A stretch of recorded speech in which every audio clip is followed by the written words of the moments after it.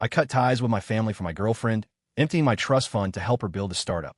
In return, she hired her childhood sweetheart as her secretary, a guy who played the innocent victim while constantly provoking me. Her defense? He's all alone. It's not easy for him. I just laughed.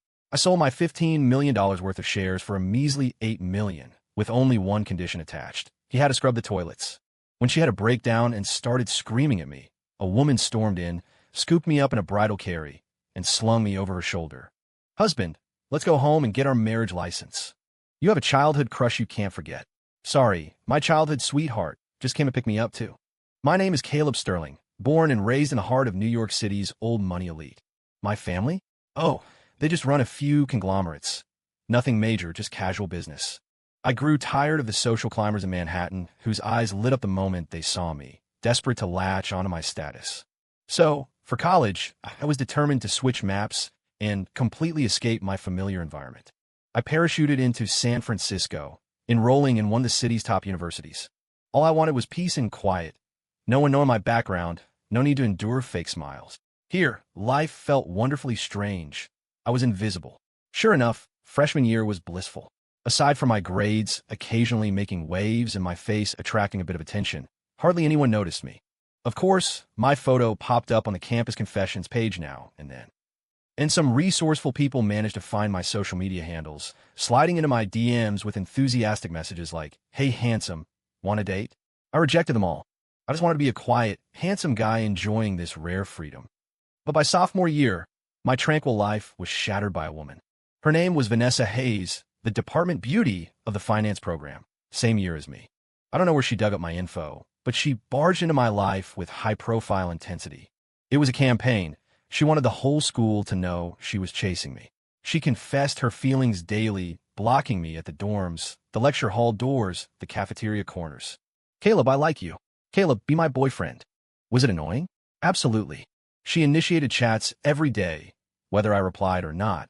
Her messages would flood my screen. Asking me out to dinner became routine, with a new excuse every time. She gave me gifts ranging from cheap snacks to $100 gadgets. Love letters? She wrote things thicker than my calculus notes. Lines like, "Caleb, meeting you, I finally learned what the stars and the sea really mean." Ugh, so cheesy it made my teeth ache. As the saying goes, it's easier for a woman to chase a man. She gave me almost everything she could, humbling herself completely. Even the guys around me said, "Caleb, come on, the department beauty is serious about you. Just say yes." I wasn't made of stone. Seeing her "it has to be you" attitude, I gradually began to believe she truly liked me and was a good girl. So, naturally we got together. During college, we were sweet. We went to class together, and she'd save me a seat. We explored the city, and she'd meticulously plan the itinerary. We ate at the dining hall, and she'd order all my favorite dishes. We were just like a normal college couple, doing all the things couples do. Time flew, and in the blink of an eye, we were about to graduate. It was around this time that my parents back in New York found out through some channel that I had a girlfriend in San Francisco. They investigated Vanessa's background and called me, their tone more serious than ever before. "Caleb, we checked out that girl you're dating." My mom's voice brooked no argument. My heart sank. She doesn't come from a suitable background. Our family will absolutely not accept this kind of woman. My dad was even more aggressive. "Get your ass back to New York immediately and break it off clean. She's not a good person. Don't get scammed by her." I was young and arrogant. I couldn't listen to any of that. I thought my parents were just old-fashioned snobs. Why look down on Vanessa? She was so good to me. How could she not be a good person? I had a huge fight with my family, words flying like daggers. "She's my girlfriend. I love her. What right do you have to interfere? You just look down on her because she's middle class." The result was that I impulsively announced I wouldn't return to New York after graduation. I would stay in San Francisco with Vanessa. My dad was furious and dropped the ultimatum. "Fine. If you're so capable, don't rely on the family. I'm cutting off your funds. Let's see how you survive out there." And they really did cut off my allowance and cards. I stiffened my neck, thinking that for love, what was a little sacrifice? My dad's threat to cut off financial sources was executed with military precision. The numbers in my bank account turned into a pitiful few digits. But I thought for love, for Vanessa, this sacrifice was nothing. A man should be tough, but being tough doesn't fill your stomach or pay rent. In those few days, I truly learned that a penny can stump a hero. Just as I was fretting over my deflated wallet, Wondering if I should pick up a few odd jobs, Vanessa, my understanding girlfriend, hugged my arm, her eyes sparkling. Caleb, since your family is being like this, why don't we start our own business? I want to start an internet company. You have the tech skills, I have the ideas. We will definitely succeed. She was so excited, as if she could already see us ringing the opening bell at the stock exchange. I looked at her hopeful face, and my heart warmed. Right, a startup. She believed in me so much. How could I let her down? I withdrew every cent of my savings from college, allowance, scholarships, and some emergency cash my mom had secretly slipped me. It wasn't much, maybe a few $100,000, but it was everything I had at the time. Vanessa, it's all for you. Let's do this together. She was moved to tears, hugging me and saying sweet things like, Caleb, you're the best. Thinking back now, I was stupid enough to bubble over. The early days of the startup were brutal. Internet companies burn money like it's paper. Office rent, server costs, wages for the occasional freelancer. Money flowed out like a river with no return. The most important thing was getting investment. Vanessa took the business plan. We pulled all-nighters to write and ran around to every venture capital firm in San Francisco. The result, they either thought the project was unreliable or that our team was too green. She hit a wall everywhere. Seeing the account balance bottoming out and the company on the verge of closing, Vanessa was frantic, sighing all day, unable to eat. Caleb, what do we do? If we don't get investment, we're really finished. She grabbed my hand, her eyes red. Seeing her so pitiful, I felt terrible. After all, my blood and sweat were in this company too. I gritted my teeth. Damn it, I had to play my ace card. Behind Vanessa's back, I secretly dialed a number I rarely used. It was one of my dad's business partners, a man I'd met a few times in New York, technically an uncle figure. Hello, Uncle Marcus? It's Caleb. Oh, Caleb, a rare guest. What makes you think of calling your uncle? I bit the bullet and briefly explained the startup, hinting at the financial crisis. Uncle Marcus was silent for a few seconds. Then his tone suddenly became several times more enthusiastic. Oh, Caleb, why didn't you say you were starting a business in San Francisco earlier? Your dad is too much, not helping his own kid. Need money, right? Small matter. Your project, I think it works. It has prospects. Tell you what, I'll throw in $5 million as initial capital. If it's not enough, just ask. Your uncle has nothing else, just plenty of money. Hearing his hearty laughter on the phone, I had mixed feelings. I knew this $5 million wasn't for my promising project. It was for my identity as the sterling heir for my dad's face. But anyway, the lifeline money was secured. The company survived. When Vanessa found out we got the investment, she nearly jumped for joy, hugging and kissing me. Caleb, you're amazing. I knew you'd have a way. I smiled and didn't tell her where the money came from. Let her think it was her business charm that moved the investor. With funds, the company developed rapidly. Uncle Marcus was reliable and injected more capital later. He was honest about it.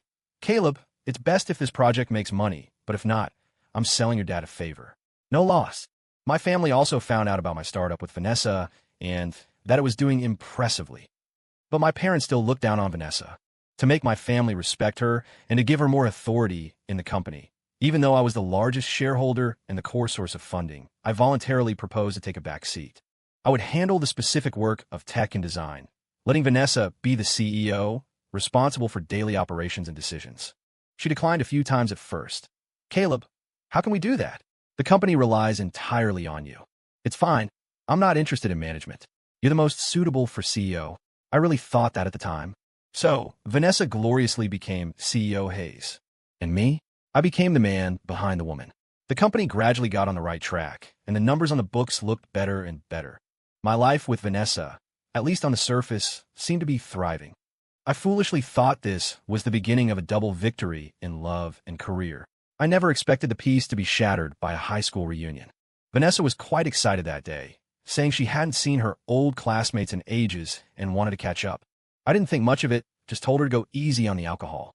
But when she came back, Vanessa had changed. It's hard to describe. She was distracted, phone never leaving her hand, occasionally giggling or frowning at the screen. When I asked how the reunion was, she just vaguely said, it was good. A few days later, Vanessa suddenly told me the company workload was too heavy for one person and she wanted to hire an executive assistant. I thought it was reasonable. The company was growing. We needed hands. Hire one then, you arrange it. She moved fast. 2 days later, she said the candidate was chosen. His name was Liam Cross, a friend she'd known for a long time. I met this Liam for the first time at the office. How to put it? He looked like a model, dressed sharply, but his eyes had an indescribable frivolity when he looked at people. Even more ridiculous was that this guy's professional competence was practically negative. Ask him to take meeting minutes? Riddled with typos, missed every key point. Ask him to interface with a client? Couldn't get a straight answer in 3 sentences. Or someone else always had to clean up his mess. Once, I couldn't help but mention it to Vanessa. Vanessa, this Liam. Isn't his ability a bit lacking? Vanessa immediately leaped to his defense. Oh, come on, he's new. He's not familiar with the business yet. Give him some time. Besides, he's my friend. I know his background. I trust him. Hearing that left a bad taste in my mouth. Trust? It looked more like indulgence. Relying on Vanessa's protection, Liam was basically a mascot in the company, a mascot that caused trouble. And yet, he felt good about himself, looking at me with some inexplicable sense of superiority. After that, Vanessa started working overtime frequently. Today, it was dinner with an important client. Tomorrow, a project reached a critical phase requiring an all-nighter. At first, I felt sorry for her, telling her to watch her health. Later, the frequency increased, and she came home later and later, 10 o'clock, 11, then 1 or 2 in the morning. There were even a few times she didn't come home at all. When I asked, she looked impatient. There's so many things at the company. Can I not supervise them? Do you think being CEO is easy? Caleb, can't you understand me for once? What could I say? Asking one more question made me seem unreasonable and immature. But I wasn't an idiot. I started noticing that the interactions between Vanessa and Liam at the office were getting increasingly off. During meetings, the way Liam looked at Vanessa, focused and fervent, and Vanessa, although she scolded him verbally, had a relaxed smile in her eyes that I hadn't seen in a long time. Sometimes they would lean together looking at a phone, laughing back and forth, completely ignoring me, standing right there. The cloud of suspicion in my heart grew heavier, pressing down like a stone, making it hard to breathe.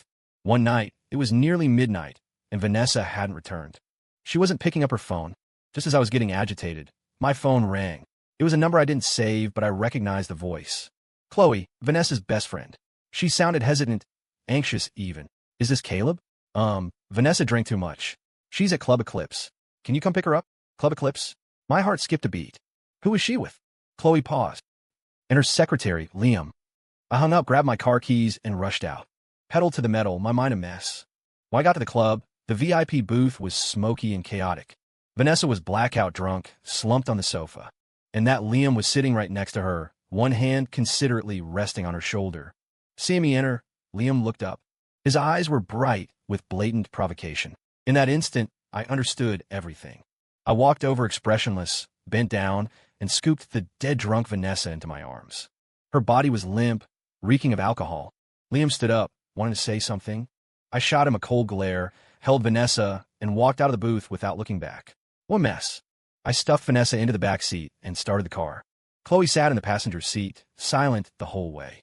The air in the car was more suffocating than the alcohol fumes coming off Vanessa. As we neared the apartment building, Chloe finally spoke, her voice light and hesitant. Caleb, there are some things I don't know if I should say, but I think you should be prepared. I tightened my grip on the steering wheel, glanced at the unconscious Vanessa in the rearview mirror, and grunted. Speak. Chloe took a deep breath, as if making a big decision. The secretary Vanessa hired, Liam Cross. He's Vanessa's childhood sweetheart. They grew up together, and Vanessa has liked him since she was little. She even confessed to him several times in high school, but Liam didn't accept her back then. My heart sank. Sure enough, the weirdness of these past days finally had a source. Chloe paused and dropped a bombshell. The reason Vanessa drank so much today is because of Liam. At the reunion, Liam told her, Vanessa, didn't you promise when we were kids that you'd marry me when you grew up? Vanessa feels very conflicted about her relationship with you versus Liam now. So she promised as kids? Marry him? I nearly slammed the gas instead of the brake. Chloe sighed. Caleb, I'll be honest with you. I feel like those two are dangerous. They could rekindle old flames at any moment. You accompanied Vanessa through this startup. It wasn't easy. Don't end up with nothing. Just watch out. And please, don't tell Vanessa I told you this. I'm her friend, but I consider you a friend too. I tugged the corner of my mouth into something resembling a smile. I know. Thanks, Chloe. Actually, I had sensed it. I just didn't want to believe it. Chloe's words just pierced through that layer of denial. After getting Vanessa home and settled, I didn't sleep all night. Walking into the company the next day, the air felt wrong. That Liam, Vanessa's so-called childhood sweetheart, buzzed around me like a fly. He held a cup of coffee, swaying over to my desk. Morning, Caleb. Thanks for last night. Vanessa said you took good care of her. His tone was airy, carrying an unspeakable smugness. I grunted, too lazy to acknowledge him. But he wouldn't let up. Sigh, Vanessa is just too soft-hearted. If I hadn't stopped her last night, she would have kept drinking. She says she's under a lot of pressure. I wonder why you don't share more of the burden, Caleb. The hand holding my mouse tightened until my knuckles were white. This guy, pretending to be the big wolf. Typical pick-me-boy behavior. I heard you're a tech wizard, Caleb. The company's success is all thanks to you. Unlike me, I just got here and don't know anything. I rely on Vanessa to teach me hand in hand. He kept saying Vanessa this, Vanessa that, sounding incredibly intimate. Just as I was about to curse him out, Vanessa coincidentally came out of her office. Seeing us, she frowned. Caleb, what are you doing? Why the long face so early in the morning? Liam immediately switched to a pitiful expression. Vanessa, nothing. I was just saying hi to Caleb. Vanessa walked over, patted Liam's shoulder, and comforted him softly. Liam, it's fine. He just has a bad temper. Then she turned to me, her tone clearly displeased. Caleb, Liam is new, and he's my friend. Be more polite to him in the future. Be the bigger person. Don't always target him. We're all in the same company. What's there to fuss about? Watching her defend Liam, I felt a fire rush from the soles of my feet straight to my brain. These past few days, I had thoroughly witnessed what it meant to push boundaries. Liam, relying on Vanessa's special care, was becoming increasingly lawless in the company. Today he spills coffee on me. Tomorrow he accidentally messes up files on my desk. And he constantly hovered in front of me, saying Vanessa said, or Vanessa let me. That tone, that demeanor, he was a villain who had gained power. I endured it. But some people, the more you endure, the more they push. At noon in the break room, I heard him bragging to a colleague from another department. Vanessa, we grew up playing together. Our relationship is solid. She said the company will rely on me for a lot of things in the future. Caleb? Oh, the tech guy. He's pretty dull, doesn't really know how to talk. I was holding a cup of water and nearly threw it in his face right there. And Vanessa? She acted like she was blind. I mentioned Liam's issues to her several times, and she brushed them off lightly. Oh, Liam is just like that, carefree. He doesn't have bad intentions. Caleb, as the senior here, you should be more tolerant. Tolerant? Taller my ass. That night, Vanessa worked overtime until nearly 10 again. I sat on the living room sofa, lights off, just waiting for her.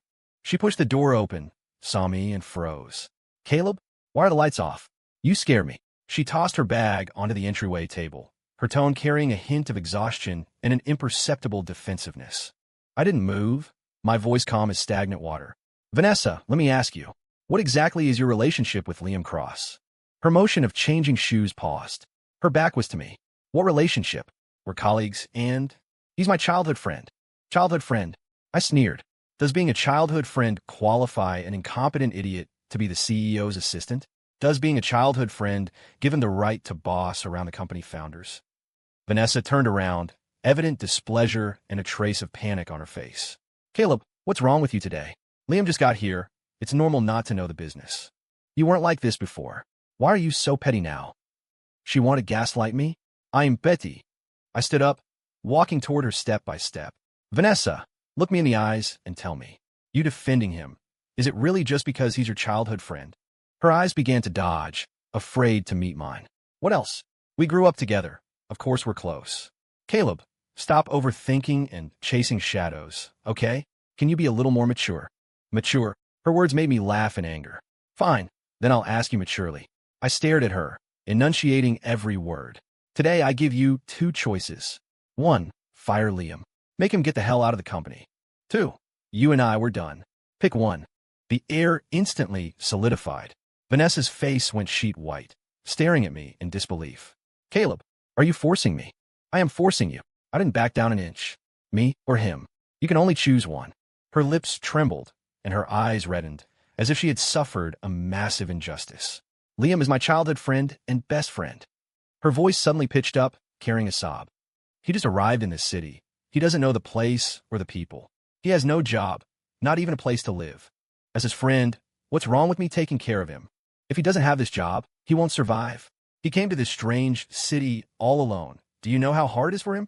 Listening to her righteous speech, I suddenly laughed. A laugh that felt cold all over. Yeah, it's hard for him. What about me? Who the hell left their home, and came to this strange city alone for you, who fought with their family to the point of being disowned for you, who emptied their savings to suffer and build something from nothing with you. Was it easy for me? I didn't say those words, because I knew saying them was useless. In her heart, that Liam was far more important than me. Looking at her tear-stained face, I just felt incredibly ironic. Turns out, I was the outsider. I didn't speak again. I turned around, walked back to the sofa, and sat down. For the rest of the night, neither of us spoke. The next day, for the first time ever, I didn't go to the company. I needed to cool off.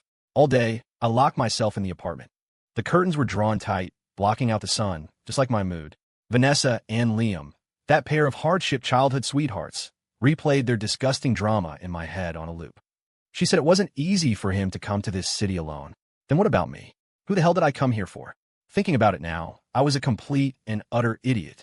I told myself to be calm, like my used car had been stolen, even though my car was stolen. The seats, the steering wheel, the gas, the brakes, even the headlights were tuned by me, and someone else drove it away. It was depressing. After cooling down, only exhaustion and a liberating clarity remained. I picked up the number I hadn't dialed in a long time. My finger hovered over the screen for a few seconds. Finally, I pressed it.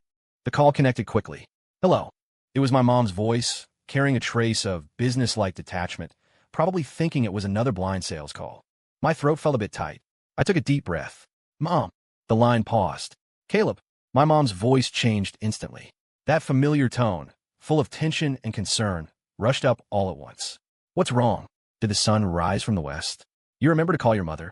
She scolded me verbally, but the worry in her tone couldn't be hidden. Did something happen? Are you out of money? Did someone bully you? Are you okay? A string of questions smashed over me, carrying a mother's unique anxiety. My nose tingled. Mom, I want to come home. Saying that sentence felt like all the strength was drained from my body, but a huge weight lifted from my heart. Silence on the other end for a few seconds, then my mom's voice, cautious and confirming. What did you say? Say it again. I said, I want to come home. I repeated it, not loud, but firm. I don't want to stay in San Francisco anymore. I want to come back and be with you guys. I was immature before. I am sorry. Oh, my silly son. My mom's voice choked up a bit, but quickly returned to that crisp efficiency. It's good you're coming back. Good. As long as you know to come home. Who didn't make mistakes when they were young? It's in the past, all in the past. As long as you're okay, the door is always open for you. She comforted me while rambling on. Finally, she changed the subject, her tone turning half-joking. But let me tell you, if you come back this time, you have to obediently get married. Your dad and I have already scouted a girl for you. Good family, we know her roots.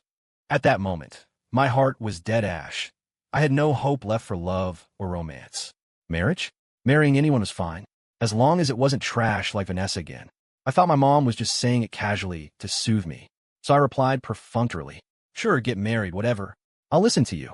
That's wonderful. We'll talk details when you get back. Mom sounded quite happy. Hanging up, I collapsed on the sofa like I was drained. Fine. Go home. Get married. Whatever. From that day on, I completely checked out. The company? What company? Did it have anything to do with me? I just needed to get my money. Vanessa? Whatever. She continued to sneak home at 2 or 3 in the morning. A few times she didn't come back at all. I couldn't be bothered to ask. She actively reported to me, saying things like accompanying clients, overtime, urgent projects. I listened, in one ear and out the other. My heart didn't ripple. I even wanted to laugh. Because her precious childhood friend, Liam, started acting up again. He texted me in broad daylight. Hey Caleb, Vanessa is exhausted these days. All for the company. My stomach issues flared up last night, and she took care of me all night without sleeping. It was really hard on her. She said she explained it to you, afraid you'd overthink it. Actually, there's nothing between us, just pure friends helping each other. He added a shy emoji at the end. Looking at that text reeking of green tea, I felt my stomach churn. Faking illness? Fishing for sympathy? Then making Vanessa run around him like an idiot? And specifically coming to brag to me, implying Vanessa's heart was with him. Childish and disgusting. How did I fall out with my family for a woman like this? I didn't even have the desire to reply. I clicked his avatar, top right corner, delete contact. Done in one go. I added him only because of work. Now, I scrubbed that idiot Liam from my WeChat. Sorry, my contacts.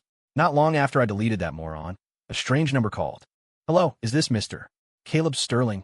Speaking. What is it? I was impatient. Telemarketer. You have a courier delivery that requires your signature. Address.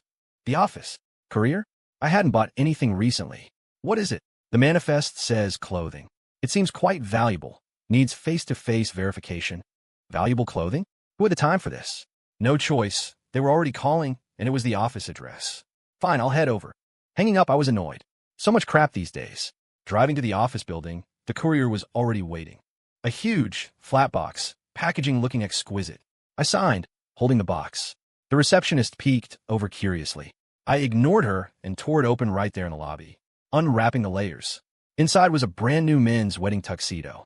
Looking at the fabric and the cut, I knew it cost a fortune. There was a card next to it, handwritten brand name, Haute Couture, the deadly expensive kind. This thing couldn't be less than a few $100,000. Who sent it? I ran through the possibilities in my head. No clue. Vanessa? Did she have this kind of spare cash? Or this taste? Unlikely. I remembered my mom mentioning marriage on the phone a few days ago. Could it be some stunt she pulled? I took out my phone and dialed my mom directly. Hello, Mom. Oh, son. Thinking of your mom again? Tell me, what trouble did you cause now? My mom's tone was teasing. No trouble. I received a suit, Haute Couture. Did you send it? My mom paused on the other end, then let out an oh, realizing what it was. That must have been sent by the Kensington girl, right? The Kensington girl. Sloane? Aren't you two about to? My mom didn't finish her sentence. Someone seemed to call her on the other side, and she hurriedly said talk later and hung up. The Kensington girl. Sloane Kensington? I was pondering this when a discordant voice cut in. Caleb. I looked up. Vanessa was standing by my workstation, where I used to sit, staring at the tuxedo in my hands with a complicated expression, then at me. She probably heard bits and pieces, plus seeing this blindingly expensive suit. A look of I understand appeared on her face, followed by a slight frown, carrying a hint of helplessness and an imperceptible sense of superiority. Then she spoke, voice not loud, but clear enough for the colleagues pricking up their ears nearby to hear. Caleb, I know you're anxious, but I need to prioritize my career right now. I really don't want to consider marriage temporarily. Can you please stop pulling stunts like this to force me, okay? That tone, that demeanor, as if I were an immature child crying for candy. As if she were condescendingly comforting me. I looked at her and nearly laughed out of anger. Force her? I'd have to be blind to want to marry her now. A mix of nausea and rage shot straight to the top of my skull. I stood up abruptly. The movement was so big the chair the receptionist got me slid back with a harsh screech. The surroundings instantly went quiet. All eyes focused on the two of us. I looked at Vanessa's face, written all over with magnanimity and tolerance. I rolled my eyes so hard I saw my brain. Then, I raised my volume, ensuring everyone on the floor could hear clearly. Who the hell wants to marry an idiot like you? Where do you get the nerve to think I'm pressuring you? Look at yourself. Indecisive, wanting to eat your cake and have it too. You want to play the field and still claim the moral high ground? Disgusting. After I finished, I didn't even glance at her. I grabbed my car keys and strode out with large steps. Behind me was dead silence. Then, the whispering started. I could imagine what color Vanessa's face was right now. Probably more colorful than a palette. Serves her right. Once out of the office and into my car, I felt half the rage in my chest dissipate. Satisfying. Starting the car, my mom's phrase, the Kensington girl, echoed in my mind again. Sloane Kensington definitely qualifies as a childhood friend, if fighting counts as a type of friendship. That girl loved bullying me since we were kids. The key is I couldn't beat her. Every time, I ended up bruised and battered. My family and the Kensingtons are old friends. We're close enough to share a pair of pants. Arranged marriages in families like ours are too normal. My mom's unfinished sentence was probably about me and Sloane getting engaged or married soon. Thinking of facing Sloane's face in the future and her iron fists, I couldn't help but shiver. My future days. Worrying. I hope she's more stable now and hits a little softer. TSK, really out of the frying pan and into the fire. But anyway, it's better than facing Vanessa's hypocritical face.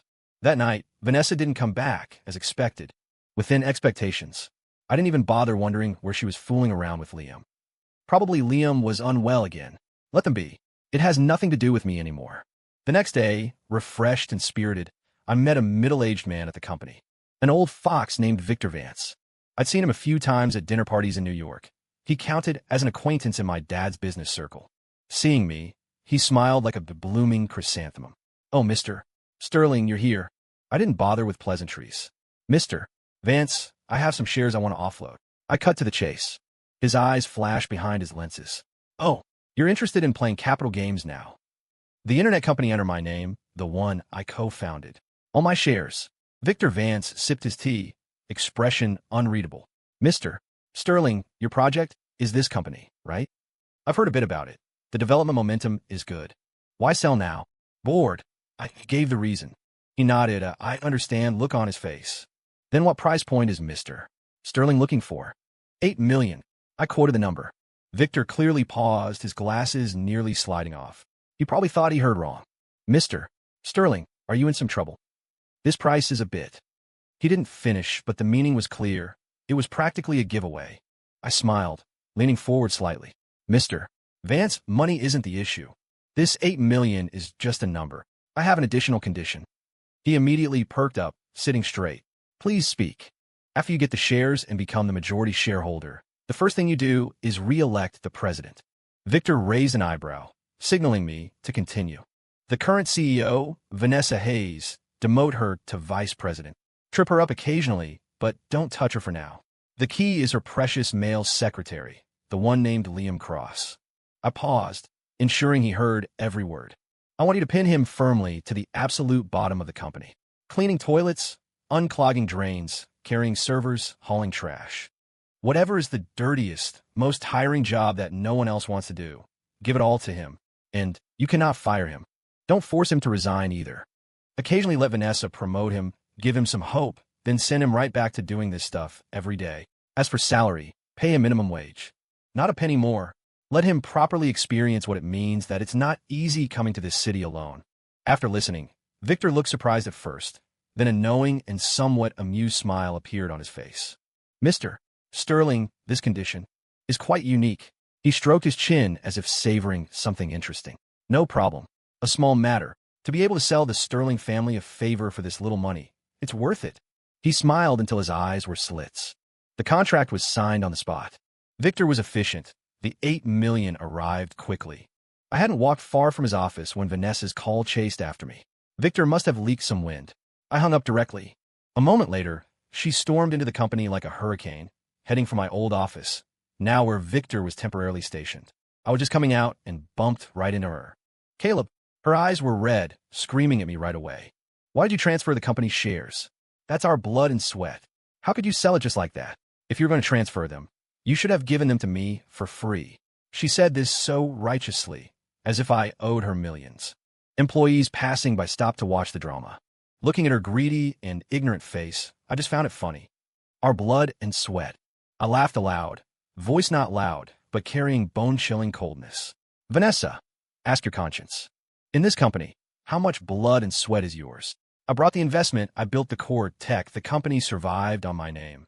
Your blood and sweat? Oh, wasn't it all spent on your precious childhood friend Liam? My stuff. I sell if I want, I give if I want. Give it to you for free.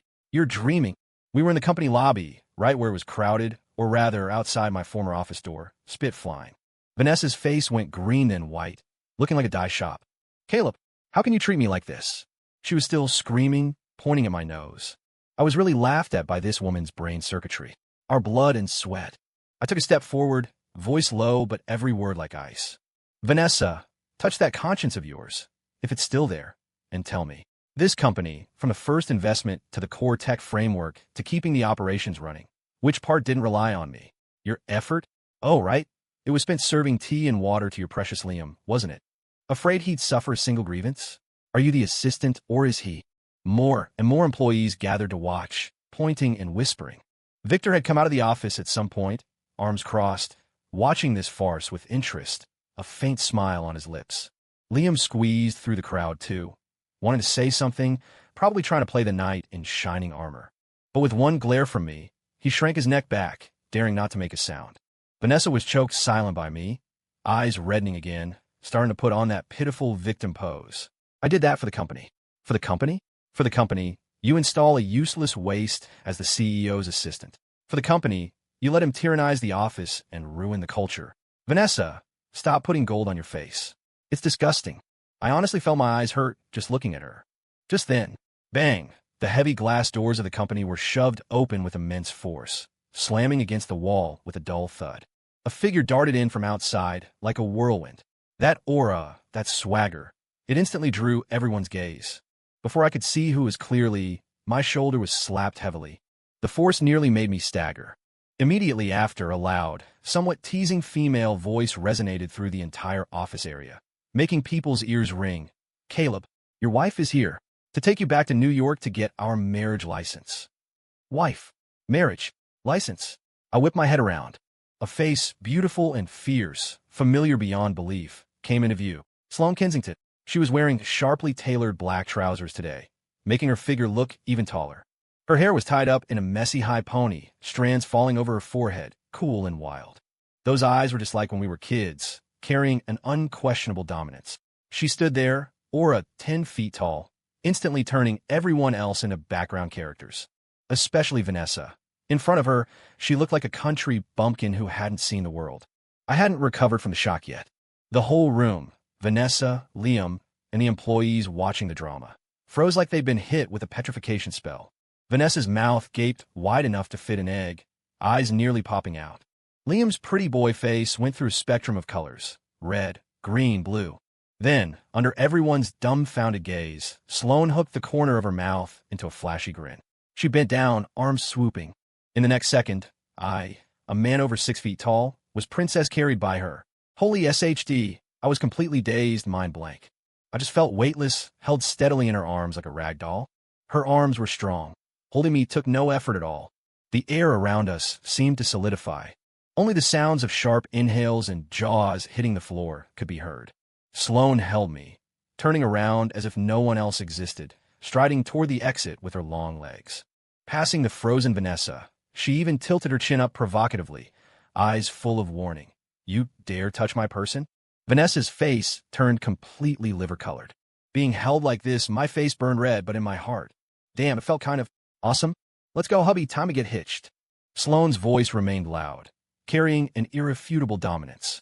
Just like that, under dozens of gazes filled with shock, confusion, envy, jealousy, and schadenfreude, she marched out of the company doors. Outside, a flashy red Ferrari was parked by the curb, engine still growling. Sloane stuffed me into the passenger seat effortlessly. Then she rounded to the driver's side, started the car, and floored it. The sports car roared and sped away, leaving behind a group of people messy in the wind at the company. And Vanessa, standing rooted to the spot, face looking worse than if she'd eaten dirt, brain probably completely crashed. Shares sold, the assistant about to be tortured, and now the boyfriend publicly snatched away in a marriage heist, in such a sensational way. TSK, satisfying. This is the life I should be living. Back in New York, the reception was even more exaggerated than Sloane snatching me from the company. My parents, Sloane's parents, 4 heavyweights gathered together. Their expressions looked like something they'd waited 800 years for had finally happened. Birth certificates? Already prepared for us. Sloane and I, like products on an assembly line, were confusingly escorted to City Hall. While I got the red certificate in hand, I was still dizzy. Clack went the steel seal. Me, Caleb Sterling, married. Sloane held the marriage certificate, flipping it over and over, grinning from ear to ear. She carefully put my copy into her bag, too. Stamped and sealed. "You're mine now. I'll keep this for you, so you don't lose it and run off somewhere." She tilted her chin up, that smug little look exactly like when she stole my toys as a kid. But looking at her sparkling eyes, it seemed not so scary, maybe even a little silly cute. The parents on both sides were delighted. In my mom's words, "This is a match made in heaven, a strong alliance." Unlike some people who don't know their own weight, clearly meant for Vanessa, even though she couldn't hear it. But imagining Vanessa's face knowing I speed-ran marriage with someone of Sloane's level. TSK, TSK. The days that followed were a sharp contrast of sweet indulgence and satisfying revenge. Victor Vance back in San Francisco was a genius. He acted like he had a KPI to meet, sending me WeChat updates on the scum torture progress, regularly with pictures. Mr. Sterling, Liam threw up 3 times his first day cleaning toilets. Said he's never smelled anything so strong. Attached was a photo of Liam wearing a mask, looking suicidal, holding a toilet brush. Mr. Sterling, the drain clogged today. Made him unclog it by hand. Colleagues say his face turned green, nearly puked into the sewer. Mr. Sterling, new shipment of servers arrived. Made him carry them. He threw out his back, walking with a limp now, but still has to carry them. Reading these messages, the corners of my mouth involuntarily quirked up. Victor specifically emphasized, "Don't worry, Mr. Sterling. Didn't dock a penny of his wages. Just gave him plenty of work. Very fulfilling. Vanessa, naturally, wasn't idle either. From the high and mighty CEO, Victor used an excuse to hold a shareholder meeting and re-elect the president, demoting her to VP. Her power was basically hollowed out. She was just a decoration at meetings. She naturally wasn't resigned to this and tried several times to promote Liam from the bottom rung, like trying to move Liam to admin as a clerk. Victor's reply was legendary. Vice President Hayes, I had a master read this Liam's fortune. His fate brings bad luck. His face is inauspicious. It harms company unity and feng shui. Better let him do manual labor to ground himself and temper his character. Vanessa was so angry she smashed things in her office but could do nothing. Victor was the majority shareholder now. Heard she went to argue with Victor, saying Liam was her friend and couldn't be treated this way. Victor sipped his tea, speaking slowly. VP Hayes, the company isn't a charity. We don't feed idlers. I see Secretary Cross has good stamina, very suitable for moving bricks and tiles for the company, shining and heating up. Liam was tormented, and Vanessa could only stare, furiously impotent. This continuous stream of justice made me very happy. Then, Sloan and I were packaged and kicked out of the house by both sets of parents under the guise of cultivating feelings, having a son early. Officially called honeymoon. Don't worry about the family business for now. Go play. Play hard. Don't come back without a baby.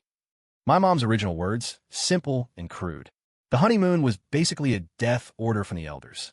Don't bring a bun in the oven back, and don't bother entering the house. My mom shouted, and my dad nodded vigorously beside her. Sloane's parents smiled with we understand faces. Fine, played as. So we started our imperial order tour. Traveling meant sharing a room. A hotel room with a king-size bed.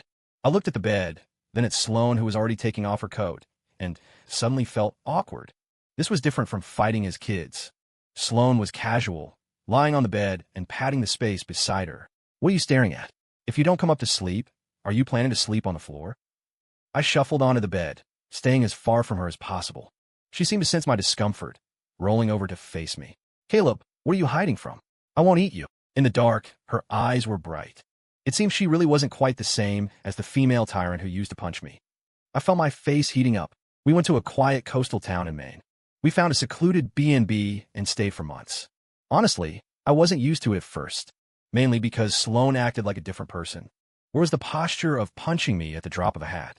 Now, she insisted on linking arms when walking, gripping so tight she seemed afraid I'd run. When eating, she kept piling food she thought was good into my bowl. This is good, eat more. That's good too, try it. I looked at the mountain in my bowl, laughing and crying.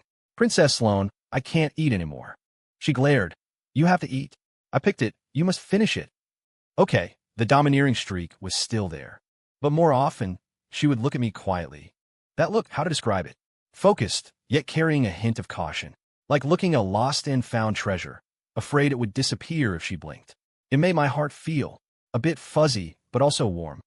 One night, the moon was particularly beautiful. We sat on the porch of the B&B, watching the stars. She suddenly leaned over, resting her head on my shoulder. Caleb, if we hadn't been separated when we were kids, what do you think it would be like now? Her voice was soft, tinged with wistfulness. I paused. Yeah, if we hadn't separated. Maybe I'd still be bullied by her every day. But I didn't say that aloud. I just patted her hand. It's pretty good like this now. She rubbed against my shoulder, saying nothing, but the hand holding my arm tightened a bit. The locals were very simple. Seeing us, they always smiled. Young man, your wife is beautiful. Yes, yes, talented man and beautiful woman. You have the husband-wife look. Every time Sloane heard this, her face would turn beet red. Then she'd pinch me hard, warning me with her eyes not to laugh. TSK, this female tyrant actually gets shy. Interesting. We also learned from the locals, buying groceries and cooking. Princess Sloane had never touched a stove. She was chaotic in the kitchen, mistaking salt for sugar, nearly setting the pan on fire. In the end, I had to clean up the mess. She wore an apron, causing trouble beside me, or supervising. Caleb, is that too much water? Oh, cut the onions finer. I laughed helplessly. CEO Kensington, go rest outside. The kitchen is dangerous. Don't want you getting hurt. She huffed, but went out obediently, coming back a moment later with a glass of water. Here, thanks for your hard work. Drink some water. After showering at night, her hair was wet. I grabbed the hairdryer. Sit down, I'll dry it for you. She sat obediently, letting me manipulate her hair. The warm air blew through her strands, carrying the scent of shampoo. In the mirror, she tilted her head slightly, eyes closed, a shallow smile on her lips. At that moment, somewhere in my heart felt like it was gently bumped by something. Soft warm. These days, there was no noise of New York, no messy business with Vanessa and Liam. Just the ocean breeze, the night stars, and this Sloane beside me. Sometimes domineering, sometimes gentle, sometimes shy. I found that I seemed to get more and more used to days with her. Used to the little feminine moods she only showed in front of me. Used to those shockingly bright eyes when she looked at me. This childhood friend who used to bully me. This Sloane who blushed at a villager, saying we had the husband-wife look. It really was different. We reached my mom's birthday. I took Sloane back to New York to attend properly. This counted as our formal debut as a married couple on my side. The private dining room was full of relatives and friends. Seeing Sloane, my mom's eyes nearly disappeared into a smile. Holding Sloane's hand, looking left and right, her mouth never stopped. Oh, our Sloane is the best. Look at this child, so sensible, so polite. Key is she's capable. This is what a sterling daughter-in-law should be like. Mom patted Sloane's hand affectionately while talking. Sloane, usually so fierce outside, restrained herself a lot in front of my mom. Wearing a polite smile, sweet-talking, making my mom beam with joy. Watching this harmonious mother-in-law/daughter scene, I relaxed. Indeed, matching backgrounds save worry. Then, my mom changed the subject and swept a glance at me. That look was like an X-ray. Unlike some people, before, eyes were covered in lard. For some cheap woman who couldn't make the table, causing chaos, nearly cutting ties with the family. Here we go again. I knew Mom was talking about Vanessa. The surrounding relatives held back laughter, expressions wanting to look but daring not to. What could I do? I could only bow and scrape, agreeing repeatedly. Yes, Mom, you're right. I was immature before, bad eyesight, blind. My admission of guilt was top tier. Sloane secretly corked her lip beside me. I caught it. She was happy seeing me eat humble pie.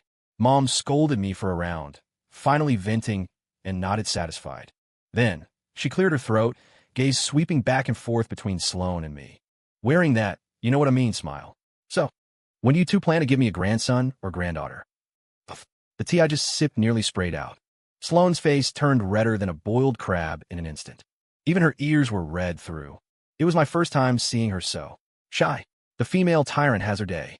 We looked at each other, stammering for ages without getting a full sentence out. Finally, I bit the bullet and laughed it off. Mom, let nature take its course. Let nature take its course. Sloane nodded vigorously beside me, like a chicken pecking rice. That meal ended with my mom's meaningful looks and the relatives' kind teasing. Time flew. In a blink, 3 years passed. In these 3 years, the relationship between Sloane and me got better and better. Adjustment period? Didn't exist. Maybe because we fought growing up, we knew exactly what the other was like. Arguments? She glared, I folded, couldn't argue. Of course, mostly, she was quite reasonable, as long as I didn't provoke her. We also each took over part of our family businesses. I managed mine, she managed hers. Occasionally meeting in meetings, we could trip each other up. No, spar with each other. In the New York business circle, they called us the new generation power couple. Sounded pretty good. Most importantly, we had a daughter. A jade-carved little girl, eyes like Sloane's, nose like mine. Except her temper, seemed to take after Sloane too. Young age, already had the boss lady vibe. Life, finally, was on the right track. Home, love her kid. Pretty good. 3 years in a flash. Life was chaotic, but sweet. The family business grew bigger, inevitably dealing with all sides. Just then, the university in San Francisco organized some outstanding alumni anniversary gala. Don't know which link went wrong, but an invite was sent to me. Sloane glanced at it and scoffed. You go reminisce about the bitter and sweet times yourself at this boring event. I'm going to grab a school district spot for our daughter. Fine. She's not going. I'm freer alone. Considered a revisit to an old haunt. San Francisco was still San Francisco. The trees were greener. The buildings were the same. The gala was grand. Attendees were either business upstarts or academic big shots. I wandered through the crowd, listening to leaders read speeches on stage, getting sleepy. Glanced at the sign-in book, didn't see any particularly familiar names. Oh, right. Where was Vanessa? Logically, her company, founded on my brilliant groundwork and funds, had a period of success. She was the department beauty and a female CEO. She should have a spot at this outstanding alumni venue, right? Did she do so? Well, she disdained coming. I wondered, not that I cared much. Just, Pure curiosity. After all, that was proof of my past blindness. Just thinking that, a slightly portly middle-aged man patted my shoulder. Caleb? Oh, it really is you, kid. It was my counselor from back then, Professor Miller. Years no see. He had a lot more gray hair. Professor Miller, long time no see. We exchanged simple pleasantries. I asked casually, Professor, you remember Vanessa Hayes from our finance department, right? She didn't come today. Hearing this, Professor Miller's expression got complicated, and he sighed. Vanessa Hayes. He pulled me to a less crowded spot, lowering his voice. Speaking of her, it's a pity. Her company, about a year ago, went belly up. Belly up? I raised an eyebrow. What happened? What else could happen? Professor Miller had a tone of hating iron for not becoming steel. Heard she recruited some childhood sweetheart as a secretary later, named Liam something. For that guy, she messed around in the company, listened to him for every decision. That guy was an embroidered pillow, looks good, useless inside. Besides coaxing women, he had zero skill. Professor Miller got angrier as he spoke. The result? A major project decision error. Lost everything. Later, the new major shareholder of the company, I think named Vance, was a ruthless character. Combined with other shareholders to impeach her. Heard she was forced to sell shares at a low price, practically leaving with nothing. I chuckled internally. Victor Vance? Ah, Victor Vance. Beautifully done. What about Liam? I asked casually. Liam? Once Vanessa fell, could trash like him stay? Kicked out by the new president long ago. Professor Miller waved his hand. After that, no one knows where they went. Probably too ashamed to stay in the city. So that's how it is. Starting with my name and the funds I raised. Without my tech and connections. Focusing solely on that waste Liam Cross. Ending up like this was getting exactly what she asked for. The remaining gloom in my heart dissipated completely. I even wanted to laugh a little. What do you call this? Karma's a wheel. It skips no one. The gala ended. I declined dinner invites from a few so-called alumni. Boring. Walking out of the university gates, the sunlight was a bit blinding. Familiar yet strange streets. Just as I was about to get in my car, a figure suddenly rushed out from the side, blocking my car. The silhouette looked thin, a bit disheveled. I narrowed my eyes. When the person got closer, I saw the face. Oh, isn't this Vanessa? A few years no see, looking this rough? She was wearing a shirt washed white with age, original color indistinguishable. Hair dry and yellow, tied casually behind her head. Face free of makeup, skin dull, fine lines at the corners of her eyes. Where was even half a shadow of the department beauty surrounded by stars, or the high-spirited female CEO? Right now, she looked haggard, eyes holding a trace of panic and pleading, contrasted with my tailored haute couture suit and the successful person, vibe fresh from the party. It was sharp. Caleb. Her voice was hoarse, carrying uncertainty and urgency. Something wrong. I stood still, looking at her. She rubbed her hands, wearing a humbleness I'd never seen. Caleb, can you lend me some money? She looked at me cautiously, hope in her eyes. Let me start over. I promise this time, I definitely. I nearly laughed out loud. Start over? With what? No. I answered crisply, without hesitation. I have no obligation to help you. Helping you once before was already benevolent. How you are now has nothing to do with me. Take care of yourself. The blood drained from her face, leaving it pale. Her lips trembled, as if she hadn't expected me to be so heartless. Right? She probably still thought I was that foolish Caleb from before. Seeing the borrowing roadblocked. Thought Vanessa actually knelt down directly in front of me. In broad daylight, right at the school gate. She grabbed my pant leg, tears flowing instantly, weeping like a pear blossom bathed in rain. Caleb, it's fine if you don't lend money. At least tell me, what method did you use back then to get that first investment? She looked up, teary-eyed, tone full of urgency and last hope. I just want a method. Tell me the method. I'll get investment myself, okay? Method? Looking at her pitiful state, I only felt waves of disgust. Even at this point, she was thinking of shortcuts, thinking there was some secret manual to skyrocket to success. Truly pathetic and laughable. I looked down at her, slowly, word by word, clearly telling her the method she never dreamed of. The method is... I paused deliberately, watching her hold her breath, a faint hope reigniting in her eyes. Then, I slowly, with a trace of mockery, spat out the words. Using my family connections. Trading on my family's face. To get sponsorship. I clearly saw the light in her eyes extinguish bit by bit. She looked like all strength was pulled from her, collapsing there. I leaned down, close to her ear, and added one more sentence in a voice only we could hear, carrying ultimate disdain. Do you have connections? Are you worthy? Finished, I gently brushed off her hand, gripping my pants. Didn't look at her again. Turned, got in the car. In the rearview mirror, I saw her still kneeling there like a discarded rag doll. Despair was probably the only expression she had left. She probably wouldn't understand until death that what she missed wasn't just an ex-boyfriend with some tech skills. She missed a world she could never reach, and a fool who once treated her sincerely and was willing to give everything for her. Pity that fool woke up and is living 10,000 times better than she imagined. The car drove smoothly away from the university. I took out my phone and dialed Sloan. Her voice came through quickly, laced with a smile. Hello? Hubby. Finished reminiscing. The corners of my mouth lifted involuntarily, voice becoming gentle. Yeah, done. I'm coming to pick you and our daughter up. What do you want for dinner? Daddy, I want ice cream. My daughter's milky voice shouted from the other end. Sloan laughed scoldingly in the background. You only know how to eat. Caleb, hurry back. Your daughter says she misses you. Okay, be right there.